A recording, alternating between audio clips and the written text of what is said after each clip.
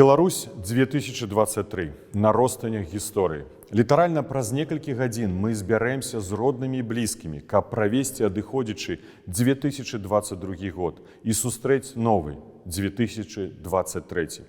Прынамсі тыя з нас, у каго ёсць такая каштоўная магчымасць сустракаць новы год сярод родных і блізкіх. На жаль, сёння яна ёсць далёка не ва ўсіх беларусаў. З якімі ж пачуццямі мы ўваходзім у чарговы год, з якімі надзеямі мы глядзім зараз у будучыню, якія планы на яе маем і ці маем іх увогуле, жывучы ў такія складаныя і непрадказальныя часы.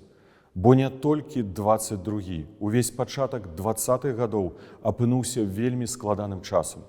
Часам сапраўднага ліхалецця, гістарычных выклікаў і чарговага пераасэнсавання гісторыі.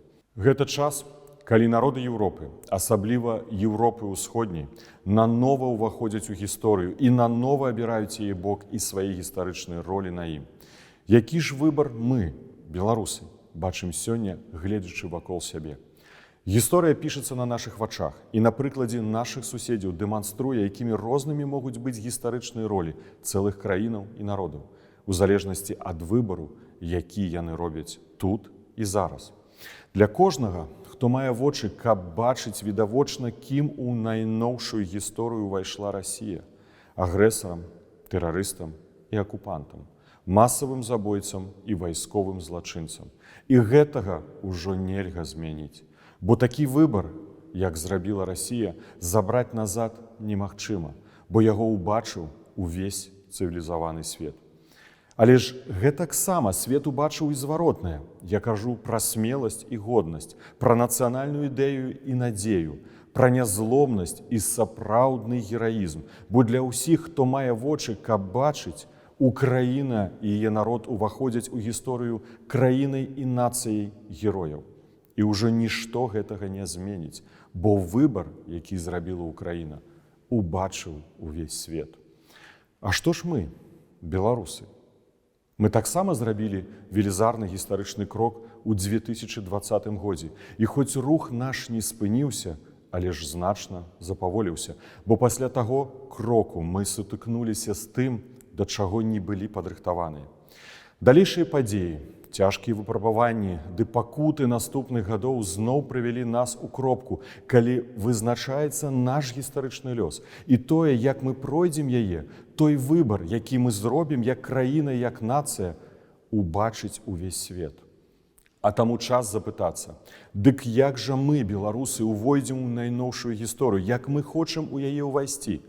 Пад нацыянальным бел-чырвона-белым сцягам, насустрач дэмакратыі, незалежнасці, свабодзе і развіццю, ці пад акупанцкім трыкалорам, са зброяй у руках праз украінскую мяжу, насустрач ганьбе ды праклёнам.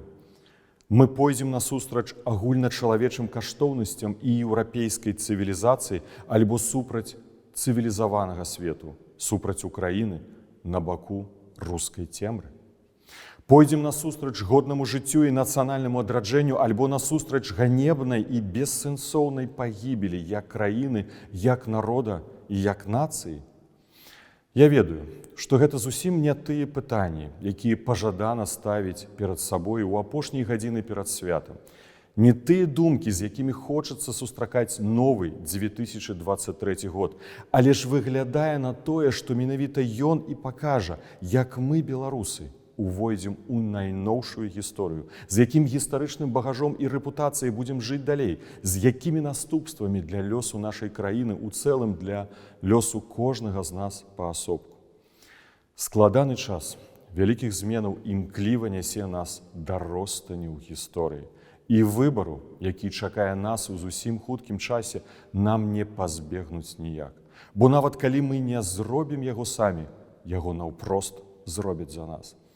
Ці хопіць нам духу, ці хопіць волі і эмоцыі, зрабіць правільны выбар, абраць правільны бок гісторыі і ўвайсці ў яе годнай, мужнай і свабоднай нацыі, абраць будучыню, за якую нашы дзеці нарэшце скажуць нам «дзякуй», і ў якой мы зможам без сораму глядзець у вочы нашым цывілізаваным суседзям. Веру, што зможам.